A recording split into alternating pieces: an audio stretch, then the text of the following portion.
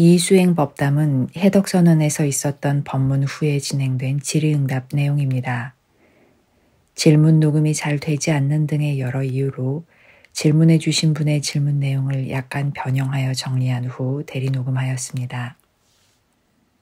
집성제의 가래는 어떤 조건으로 형성된 것인지, 어떤 모습으로 작용하는 것인지 궁금합니다. 아주 좋은 질문을 하셨습니다. 제가 아까 이제 시간 관계상 자세히 설명을 안 드렸는데, 우리 마음은 부처님께서는 이제 마음이라고 하는 것이 어떻게 일어나냐. 제가 이렇게 손을 들 때 여러분이 아는 거 있잖아요. 그죠? 이게 마음이라고 하는데, 이 마음이라는 것이 어떤 일어나는 구조에 대해서 설명을 하셨어요. 그게 뭐냐 하면, 육처 이런 말 들어보셨어요? 안이비설신의 이렇게 하면 다 아시죠? 그죠? 이게 육처입니다. 6가지의 우리 감각의 문이 있고, 그거의 대상이 눈에 보이는 걸 우리가 형색이라고 하잖아요. 그죠? 그 다음에 색성향 미촉법 이런 말 들어봤죠? 그러니까 눈에 형상이 있고, 이 형상, 제가 여러분을 보는 것도 형상이거든요. 그 형상이 눈에 들어오면 그 눈에 비치면서 거기서 마음이 작용해서 여기 대중이 있구나 이렇게 아는 거란 말이죠. 이거를 우리가 불교에서 뭐라고 하냐면 접촉이라고 이야기를 합니다. 그러니까 대상과 마음이 이렇게 접촉하면서 그 대상에 대한 분별이 일어난다 이렇게 보는 거예요. 그래서 이제 우리가 마음이 작동되는 원리는 다 어떤 대상과 어떤 접촉이 있을 때 마음이 그때 일어나요. 일어났다가 이게 사라지고 또 이런 소리가 들리면 소리로 마음이 갑니다. 이 소리와 귀가 접촉하면서 이 소리를 아는 마음이 또 일어나고 이것이 또 사라지고 또 이거에 대해 생각하는 게 일어날 수도 있고. 그래서 이거를 이제 부처님께서는 경전에서 어떻게 말씀하시냐면 원숭이가 나무를 타는 걸로 비유를 해요. 원숭이가 나무 탈 때 어떻게 합니까? 한 손 잡고 이걸 놔야 또 다음 가지를 잡을 수 있잖아요. 그죠? 잡고 또 놓고 잡고 이렇게 가듯이 우리가 어떤 대상에서 마음이 일어나면 그 마음이 일어났다가 또 사라지고 또 일어났다 사라지고 이게 계속 반복된다는 거죠. 그죠? 그러니까 이 마음도 결국 뭐냐면 접촉에서 일어나고 사라지는 형성된 거다 이 말이에요. 이것도 조건에서 만들어진 거잖아요. 그죠? 제가 이렇게 하니까 여러분이 이 소리를 아는 식이 일어나잖아요. 그죠? 이것도 이제 어떤 이 소리라는 접촉에서 생겨난 마음이다 이거예요. 그죠? 무슨 말 이해되시죠? 그러니까 이것도 형성된 겁니다. 그런데 이 형성된 건데 이 대상이 마음에 이제 이렇게 작동할 때 이 마음에 만약에 이 소리가 이렇게 이렇게 듣기가 싫다. 그럼 어떤 마음이 여기서 작동할 수 있어요? 화가 일어날 수 있겠죠. 그죠? 근데 내가 되게 사랑스럽고 마음에 들고 좋은 대상이 나타났어요. 그럼 뭐가 되겠어요? 집착을 합니다. 그걸 가래라고 해요. 그 마음이 작용할 때 그 대상에 대해서 집착하는 형태로 나타나는 것을 가래라고 하고, 근데 또 이걸 다른 관점에서 보면 원하고 좋아하고 사랑스러운 거는 계속 이게 있었으면 좋겠다는 가래가 일어나죠. 그죠? 근데 꼴보기 싫은 건 어때요? 사라졌으면 좋겠다는 가래가 일어납니다. 그게 비존재에 대한 가래예요. 그러니까 계속 이것이 머물고 사라지지 않았으면 좋겠다 하는 건 존재에 대한 가래고, 그러니까 여러분들이 예를 들어서 되게 가족이나 되게 사랑스러운 돈이나 명예, 권력 이런 거는 영원히 머물기를 바라는 게 있잖아요.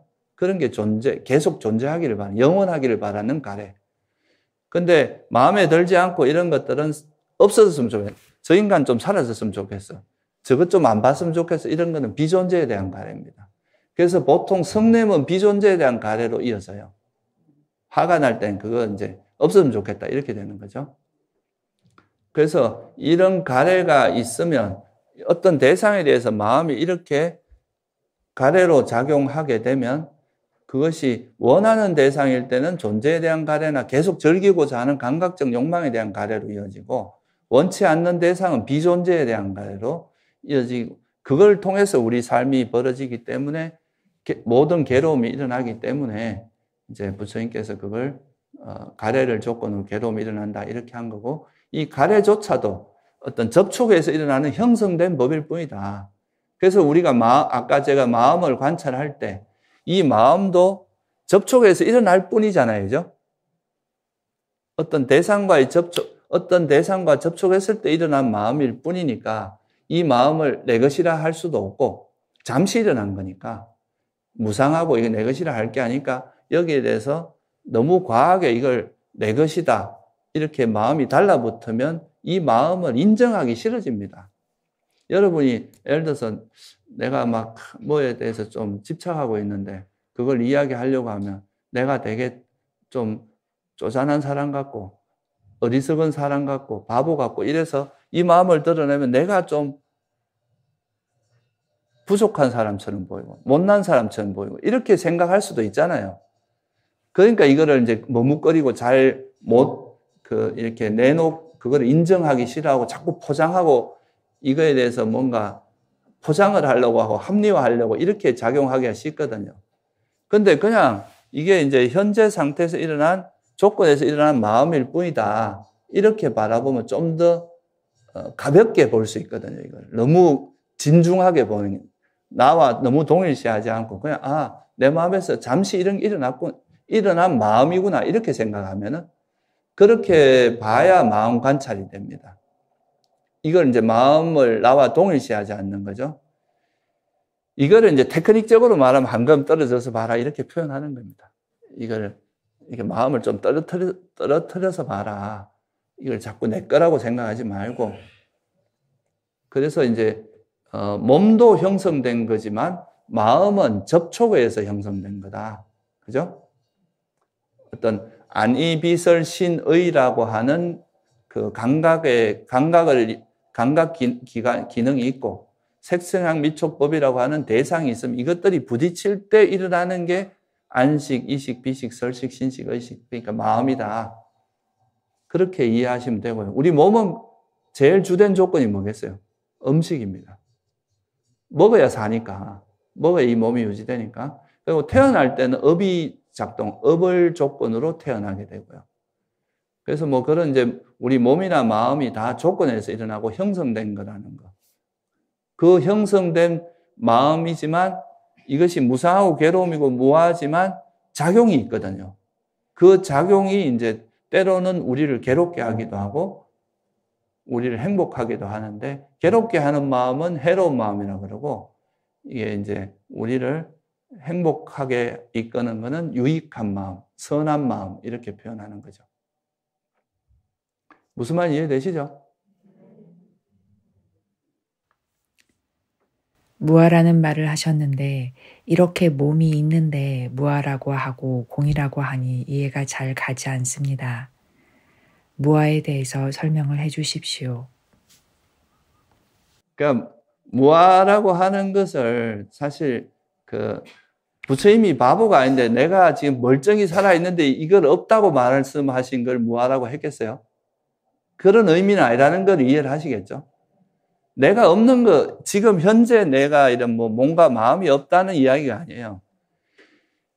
이 무아를 이해하려면 인도 당시에 자아라고 하는 말을 어떻게 썼냐. 이 자아, 지금도 그렇지만 보통 일반적으로 우리가 종교라고 하는 데서는 다 몸과 마음, 이거는 그냥 껍데기고, 이거는 계속 변하고 이런 거 맞는데, 이 몸과 마음을 벗어나서 영원히 변치 않는 뭔가 우리 존재의 에센스라고 하는 게 있다. 그걸 뭐라고 보통 표현해요? 영혼이라고 표현하기도 하고, 진화, 자아, 힌두교에서는 자아라고 표현하고, 이런 기독교나 타 종교에서는 영혼이라고 표현하고, 여러 가지로 표현하는데, 그런 것들은 사실 관념이지 실제로는 없다고 보신 거예요, 부처님께서는.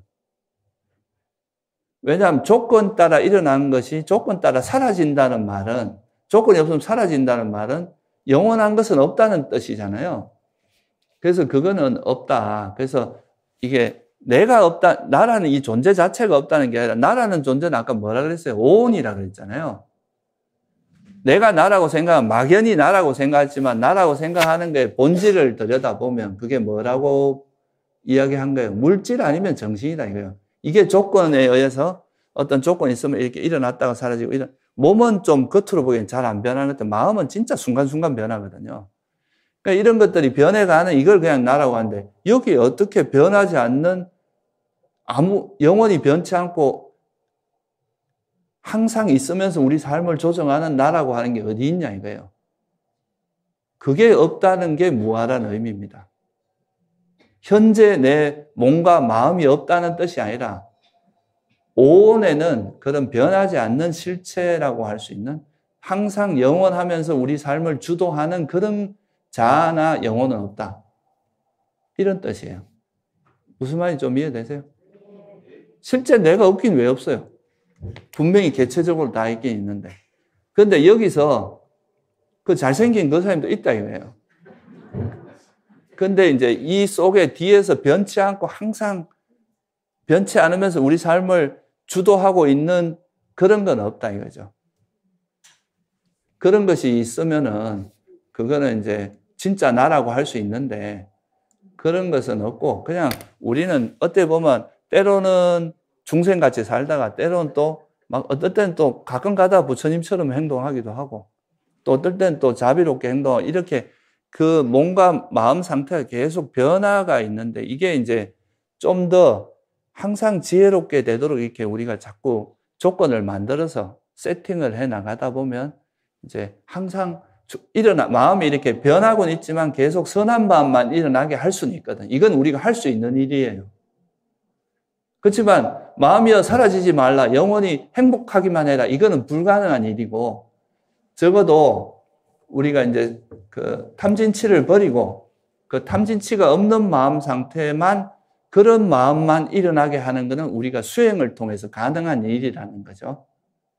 그게 이제 수행을 하는 목적이기도 해요. 그래서 무아가 약간 어렵기는 한 개념인데 이걸 아예 없다 이런 개념으로 이해하시면 안 되고 오온이 무아다 이 말을 정확히 이해하셔야 돼요.